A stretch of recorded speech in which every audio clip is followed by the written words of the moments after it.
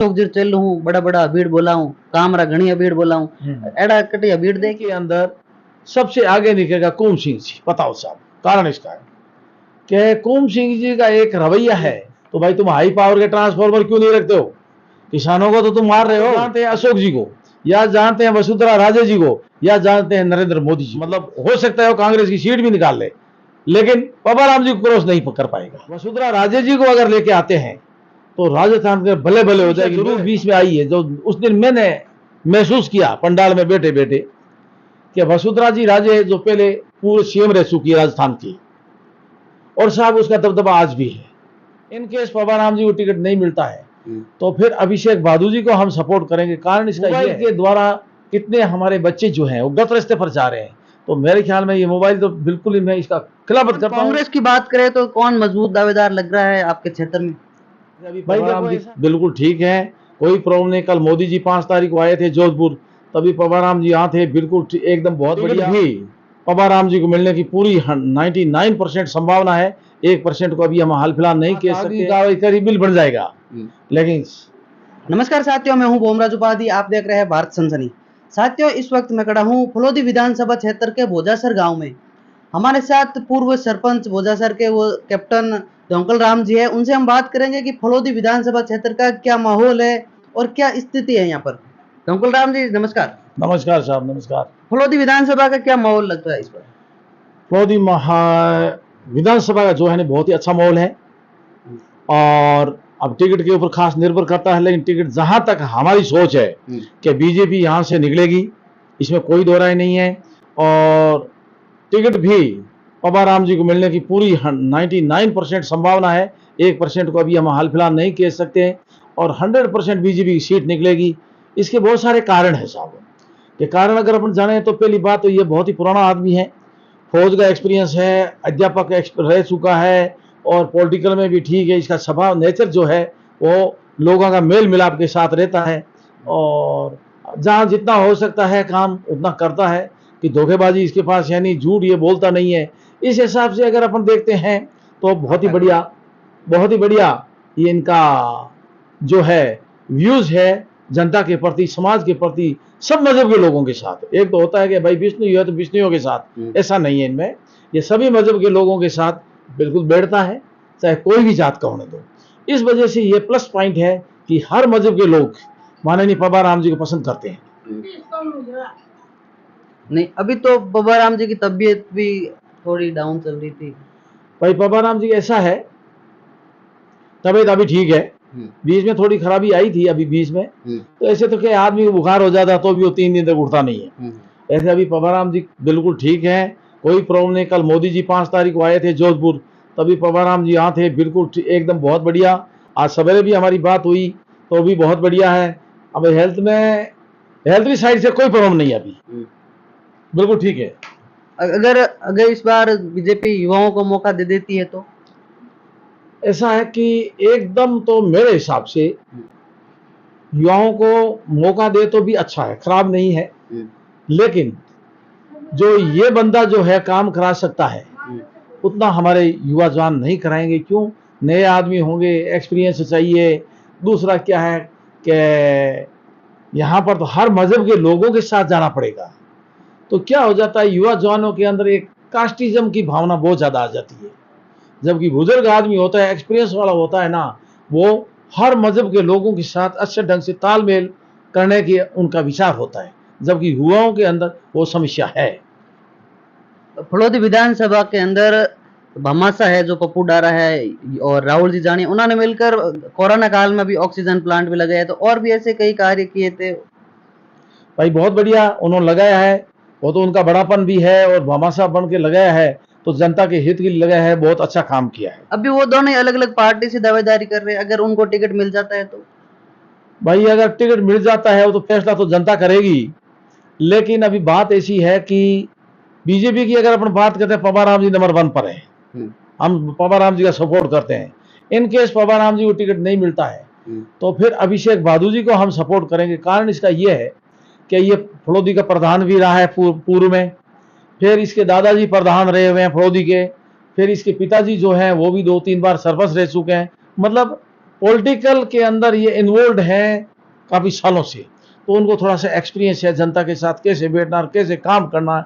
और राहुल गांधी जी है बहुत बढ़िया है, ऐसी बात नहीं, युवा जवान है, लेकिन वो एक्सपीरियंस है, वो बात नहीं है। अभी जो राजस्थान सरकार नई नई योजनाएं निकाल रही है, इस पे पब्बाराम जी के विदाई में कुछ असर पड़ेगा? नहीं, इससे कोई प्रभाव नहीं पड़ेगा। आजकल की जनता अच्छे ढंग से जानती है कि ये तो सिर्फ लुभावने वाली योजना है। भाई अब बोलते हैं हम मोबाइल दे रहे हैं, कभी बोल रहे हैं कि साहब हम ये चीज़ दे रहे हैं, तो ये चीज़ें सब है चुनाव को मद्देनजर रखते हुए ये चीज़ दे रहे हैं, जो कि हम बिल्कुल इससे सहमत नहीं है, या देना भी नहीं चाहिए इनको। और मोबाइल भी ऐसे लोगों को दिया है कि भाई विधवा उनको मोबाइल दे दो, वो क्या करेगी मोबाइल से। नंबर दो के बच्चियों को दे दो, तो उनको आप क्यों मोबाइल दे रहे हो? आपको पता है आजकल कितनी समस्या चल रही है, हर मोबाइल के द्वारा कितने हमारे बच्चे जो हैं वो गलत रास्ते पर जा रहे हैं। तो मेरे ख्याल में ये मोबाइल तो बिल्कुल ही मैं इसका खिलाफत करता हूँ, और विधवाओं को मोबाइल की कोई जरूरत नहीं है, मेरे हिसाब से तो गलत है ये। और अभी मैं भोजासर में भी आया तो यहाँ पर इंदिरा रसोई की योजना लगाई हुई थी, रसोई वाली, उस पे क्या कहेंगे आप? भाई ऐसा है, इंदिरा रसोई तो लगाई है, लेकिन गांव वालों को इतना पता भी नहीं है, और नहीं कोई साहब आता है। आपको मैं फ्रैंकली और ओपनली बताता हूँ, हाँ कागजी कार्रवाई करी बिल बन जाएगा, लेकिन 100% सही अगर देखा जाए तो यहाँ पर मैंने नहीं देखा कि आदमी आकर के यहाँ खाना कोई खाता है। यार ऐसे तो सरकार की क्या भाई स्कीम है, चलो लगा दो, स्कूल पुरानी स्कूल है हमारी, यार उसके अंदर लगा दिया। लेकिन जहाँ तक मेरा ख्याल, पहले फर्नीचर भी नहीं था, अब शायद 2 दिन हो गए मैं नहीं गया हूँ, लेकिन इससे कोई फायदा नहीं है। कोई गरीब ऐसे यहाँ आएगा नहीं खाना खाने के लिए, क्योंकि हमारे गांव की एक खासियत रही है साहब, चाहे वो कितना भी गरीब है ना, तो हमारे गांव की ऐसी ताकत है, ऐसी हमारे पूर्वजों का आशीर्वाद है हर एक मजहब के लोगों के ऊपर, परिवार के ऊपर, कि वो कहीं भी ऐसी जगह नहीं जाएंगे। क्यों? गांव बहुत सक्षम है, कहीं भी ढाइयों में जाएंगे तो भी उसको सपोर्ट के लिए आदमी आ जाते हैं। तो इन वास्ते लगाई है, ठीक है, सरकार की योजना है लगा दी, लेकिन मैं उसको इतना अच्छा भी नहीं समझता, गलत है, भ्रष्टाचार का मामला है ये। अपन कांग्रेस की बात करें तो कौन मजबूत दावेदार लग रहा है आपके क्षेत्र में?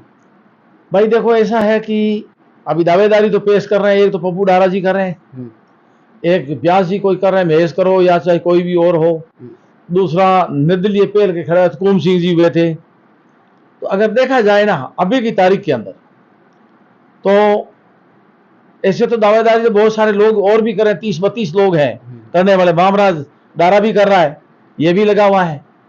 लेकिन मैं सोच रहा हूं कि इनके अंदर सबसे आगे निकलेगा कुम सिंह जी। बताओ साहब, कारण इसका है कि कुम सिंह जी का एक रवैया है कि वो जनता को कैसे काबू में करना है, जनता के साथ उठता है, बैठता है, बात करता है, उस हिसाब से ये इसकी पोजीशन मजबूत है मेरे हिसाब से।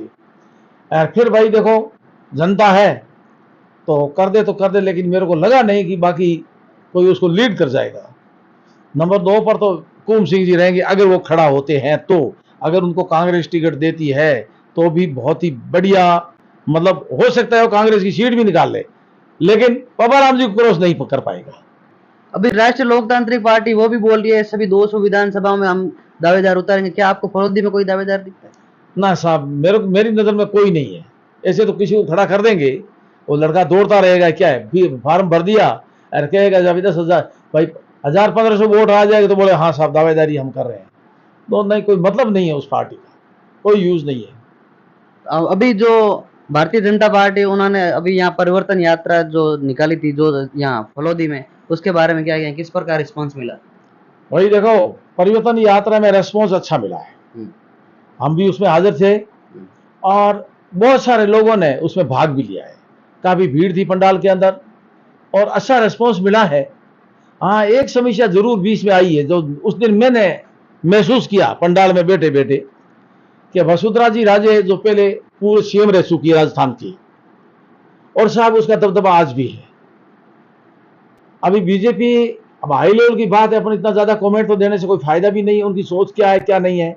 वसुंधरा राजे जी को अगर लेके आते हैं तो राजस्थान के भले भले हो जाएगी मेरे हिसाब से, क्योंकि मैं बहुत ढाणियों में भी सुनता रहता हूँ, किसानों के पास भी हम बैठते, हम किसान हैं, तो वो बोले कि भाई बाकी को नहीं जानते हो, या तो जानते हैं अशोक जी को, या जानते हैं वसुंधरा राजे जी को, या जानते हैं नरेंद्र मोदी जी को। ये बीच में जो जितने भी नेता है ना, इनका कोई खास वैल्यू नहीं है।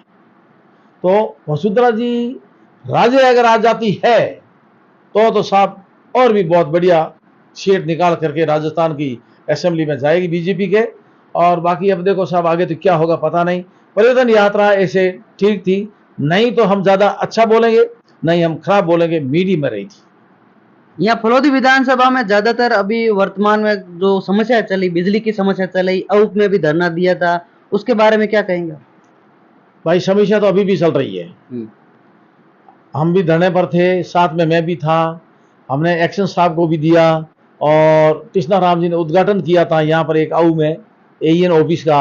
उस दिन भी ऐसी जो इनका सुपरिटेंडेंट ऑफ इंजीनियर जो आए थे ऐसी, उनसे भी हमने बात की कि साहब बिजली का सुधार करो।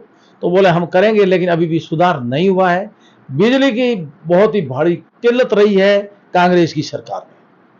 बीजेपी की सरकार में साहब मैं आपको बताऊं कि एक बार आपने ट्यूबवेल ऑन कर दिया, दिन को पक्का 6 घंटा, रात को 7 घंटा, बीच में कोई ट्रिप नहीं होगी।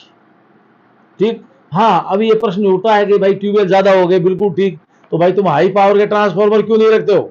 किसानों को तो तुम मार रहे हो। अभी भी ट्यूबवेल चल रहा, मेरी बारी अभी घर की, मेरे एरिया की, जो मेरे फीडर की अभी बारी है, मैं देख के आ रहा हूँ वोल्टेज अप और डाउन हो रहा है।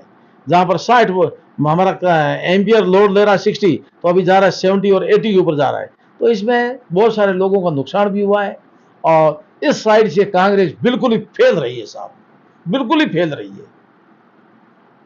अभी आपके विधानसभा क्षेत्र के पास ही लोड विधानसभा क्षेत्र पड़ता है, वहाँ वर्तमान में विधायक जो है कृष्ण राम है, वो भी कहते हैं अशोक जी चल हूँ, बड़ा बड़ा अभीड़ बोला हूँ, कामरा घनी अभीड़ बोला हूँ, एड़ा कटी अभीड़ दे क्या?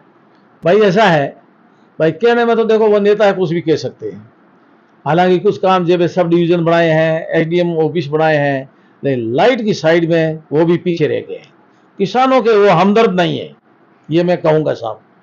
तो इन वास्ते मैं कोई खास उनको इतना तो प्रायोरिटी नहीं देता हूँ। मेन लीडर जो होता है बाहर गांव के अंदर किसानों का, और घरेलू लाइट, जिससे कि दुकानदार दिन भर लाइट के ऊपर काम करना चाहता है, कोई वेल्डिंग कराना चाहता है, कोई कुछ कर रहा है, तो उस साइड से, बिजली की साइड से हम पूरे का पूरा यह क्षेत्र बिल्कुल ही पिछड़ गया है कांग्रेस की सरकार में। साथियों, हमारे साथ थे भोजासर गांव के पूर्व सरपंच कैप्टन धोंकल राम जी। और भी हम विधानसभा की अलग अलग कवरेज आपको दिखाते रहेंगे। कैमरामैन संतोष के साथ भोमराज उपाध्याय, जोधपुर।